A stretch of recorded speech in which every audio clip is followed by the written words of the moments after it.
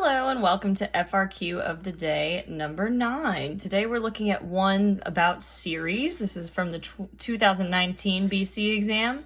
It's about Taylor and Maclaurin series. So it gives you this graph and this table with all the derivatives. This in parentheses up here, that means the derivatives. So like your second derivative, third derivative, fourth derivative. So it says a function f has derivatives, okay? We've got a portion of the graph of f and the tangent line and some derivatives. And the first part here is we have to write the third degree Taylor polynomial about x equals 0. So first of all, if it's about x equals 0, that's your center, that's C. This is actually a Maclaurin polynomial, to get really technical about it. So the first thing I'm going to do in a question like this is I'm going to write down my formula for a Taylor series. So you're going to have f of c, so in this case f of 0, plus f prime of 0, x minus c, so x minus 0, plus f double prime of 0, then you'd have x minus 0 squared over 2 factorial, and it keeps going up. So you have a third derivative to the third power 3 factorial. And that's enough because it just says go up to the third degree, so that means up to the x cubed term. Okay, now I need to see what I can fill in this formula. So f of 0 is just the value of the function at 0, which it does not give me in the table. However, I have a graph of f. It's this curving graph, so I can just look at 0, where's my graph? It looks like it's at 3. So then we need to find f prime of 0 for the next part of my equation. Notice how f prime is not in this table, just starts at the second derivative. But first derivative means the slope. That's why they give you this tangent line, so that you can find the slope at 0. So I'm just going to count rise over run. So I'm counting down 2 over 1. So I'm getting a slope of -2. So for f prime of 0, I'm going to put -2. Then keeping going with my formula, x minus 0, that's just x, plus f double prime of 0, the second derivative, that's in my table. Second derivative is going to be 3. Then I have x minus 0 squared, so that's x squared over 2 factorial. F triple prime of 0, my third derivative, is right here. It's -23 over 2. I'm just going to leave it like this for now. X cubed over 3 factorial.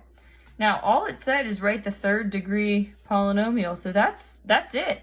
It didn't say simplify. We might need to later to make our life easier, but you can leave your answer right like that. And this was a 2-point question. You got 1 point for the first 2 terms, and you got your second point for the other 2 terms. So they gave you partial credit here if you got pieces of it. All right, part B. It says we're going to be writing the first 3 non-zero terms of the Maclaurin series for e to the x. Now, if you've got that memorized, that's super, super quick. That's one of our common series. So for e to the x, it's going to be 1 plus x squared over 2 factorial. And we only needed the first 3 non-zero terms, so that's it. Now, if you don't have that memorized, you could do it the long way by using this formula, and it doesn't actually take that long for e to the x, but if you've got it memorized, so much quicker. And you actually get 1 point for having the e to the x terms. Then it says, write the second degree Taylor polynomial for e to the x times f of x about x equals 0. So in part A, we found the f of x polynomial. In part B so far, we found the e to the x. It wants us to multiply those together. Since they're both functions, of x, you can't just stick an e to the x on there. You have to actually multiply together both of these. So what I'm going to do, it only wants up to the second degree. So I'm going to rewrite up to the second degree of my f of x polynomial. 2 factorial is 2, so I'm going to just put 2 to make it easier. I only need up to the second degree. And I'm multiplying my f of x polynomial by my e to the x polynomial. So I'm going to multiply by the up to the second degree of the e to the x. And actually 2 factorial is 2, so I could just simplify that. Now, when you multiply these, this is a FOIL situation. You need to multiply each by each. So I'll start with 3 times 1 is 3. 3 times x, so plus 3x. 3 times x squared over 2 factorial. I'm going to write it as 3x squared over 2 factorial is 2. All right, did all the 3's. Now I'll distribute the negative 2x. So negative 2x times 1, so minus 2x. Negative 2x times x, minus 2x squared. Negative 2x times this would be minus 2x cubed over 2, which is x cubed. But actually, we only need it to be a second degree polynomial. So since this piece is higher, it's a third degree. I don't even need this piece. Okay, so I distributed the 2x. Now I'm going to distribute this last term. So 3x squared over 2 times 1. So we're going to have a plus 3x squared over 2. Now, notice that if I multiply 3x squared over 2 times the x, that's going to make it higher than second degree. Same with if I FOIL out this last bit, it's going to be higher than a second degree. So you don't really need to write those if you notice that. All right, so now it wants the second degree polynomial, so I'm going to go ahead and simplify this, combine my like terms. So, looks like I have a 3. Okay, so I'll write that, 3. Now I'm going to look for x terms. I have a plus 3x and a minus 2x, so that's plus 1x. And I'll put together my x squareds. I've got 3 halves minus 2 plus 3 halves. I find it easier to do 3 halves plus 3 halves. That's 3 minus 2. Or sorry, this one, minus 2x squared.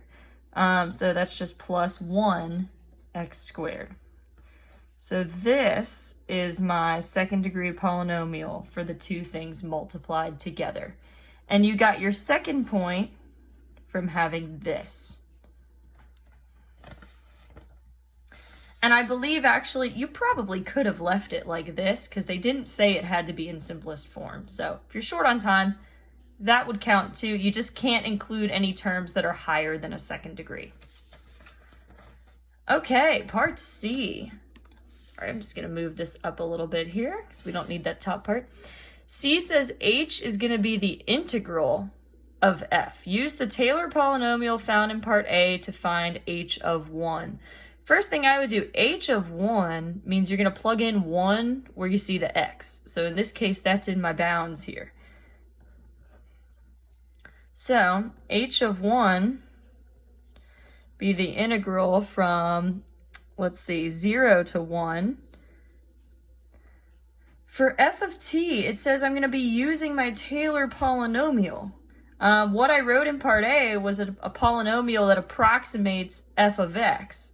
So that's going to go in for my f of t here, is this polynomial. Okay, so let's see, that was 3 minus 2. Technically, it says f of t, so I'm going to be putting t's in there.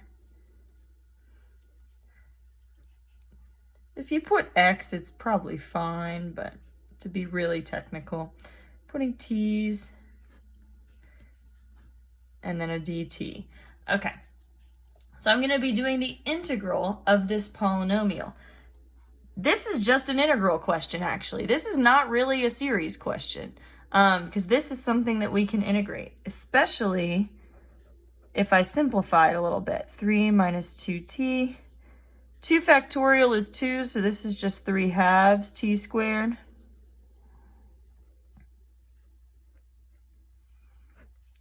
Three factorial is 3 times 2, so 6. Then there's another 2 on the bottom, so there's a 12 on the bottom there. Now I'm going to go ahead and do my antiderivative. So I'm going to be raising the exponent and dividing. So this becomes 3t. This will become t squared divided by 2, so just 1t squared. This will raise to t cubed divided by 3, which will make this 1/2. This will raise to t to the 4th divided by 4. So 4 times 12 would be a 48 on the bottom. And then I've got bounds. It goes from 0 up to 1. So now I just need to plug in my bounds. So if I plug in the 1, I'm going to have 3 minus 1 squared plus 1/2 minus 23 over 48. Then I need to plug in the 0, but notice if I plug in the 0, that's just 0. So, it's like minus 0, which you don't even really need to write. And so I just have to simplify this now. 3 minus 1 is 2, plus 1/2 minus 23 over 48. I'm going to put it all in 48ths. So 2 would be, 96 48ths. 1/2 would be 24 48ths. Minus 23 48ths. Hey, look at that. 24 minus 23 is just 1. 96 plus 1, we're going to have 97 48ths for our final answer. Again, it didn't say to simplify, so, you could have left it here, but it's fractions. Y'all can do fractions. I believe in you. All right, so this was, this was a 2-point question. If you're looking at the points breakdown, you got your first point for the antiderivative. So this part. Did you get the correct antiderivative? And then you got your second point for having the answer when you actually plug in the bounds and subtract. All right, part D. Part D says it is known that the Maclaurin series converges for all real numbers x. Okay, great. It is also known that the terms alternate in sign and decrease to 0. So notice, that's the alternating series test. So that's why they're saying it converges, because it's alternating and they decrease. It says, use the alternating series error bound to show that what you got in part C differs from the real value of h of 1 by at most 0.45. So remember, in part C, we approximated h of 1. So now they're saying, basically show that the error in our approximation at most 0.45, so less than or equal to 0.45. That's what we're really trying to show here. And it says use the alternating series error bound. So the alternating series error bound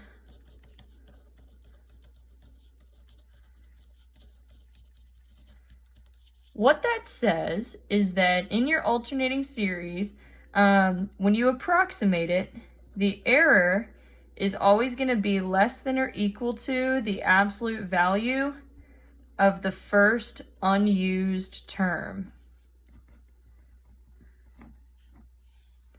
Sometimes you'll also see this as like the next term, or n plus 1 would be the formal way of writing that.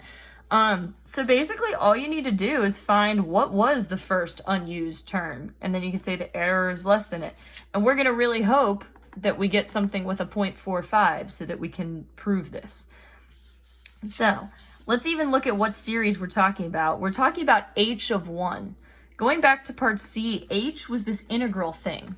So we're finding the next unused term in the integral. So if I look back at my work for part C, I'm like, what did I even take the integral of? And it was the Taylor series from part A. So what I'm thinking is, here's part A. Let's find the next term in this series, the one we didn't use, my first unused term. because I only went up to the 3rd degree. So if I could find the 4th degree term, that would be my unused term. So my 4th degree term of my Taylor series, the formula, it's going to be my 4th derivative at 0, x to the 4th over 4 factorial. Here's the good news. In the problem, they gave us the 4th derivative. It was in the table. That's why you have it. It's 54. So 54, x to the 4th. 4 factorial is 4 times 3 times 2 times 1. So it's 24. I'm going to just simplify that a little bit, make my life easier. Those are both divisible, let's see, by 2. So that would be 27, x to the 4th over 12. Oh, that keeps going. Those are both divisible by 3. 9x to the 4th over 4. Okay, that's as simple as that's going to get. So that's my first unused term of my Taylor series. But remember, we're finding the error for h, and h is the integral. So I actually need to do the integral of this. And it was the integral from 0 to 1. And it's going to be of my unused term here. So when I do my integral, I'm going to raise the exponent and divide. Dividing by 5. And then that's from 0 to 1. When I plug in the 1, I'm getting 9/20 times 1, and then plug in the 0, so like minus 0. I'm getting 9/20. So that's my first unused term, or my next term. So what our error bound says is that the error is going to be less than or equal to the absolute value of that. So the absolute value of 9/20. And, wouldn't you know it, 9/20 equals 0.45. So, I have actually accomplished what I needed to. I needed to show that the error is less than or equal to 0.45. That's 9/20. So I have shown that. This was a 3-point question. You got 1 point for using this. If you used the next term in the Taylor series, you got a point. You got your second point for doing the integral of it. Sorry, this is getting kind of messy. If you did the integral of it, there's your second point. And then your third and final point was for your error bound. So actually saying the error has to be less than or equal to that. Therefore, it's less than or equal to 0.45. All right. As always, if you have any questions or want to talk through it, feel free to reach out to me. And thank you for watching.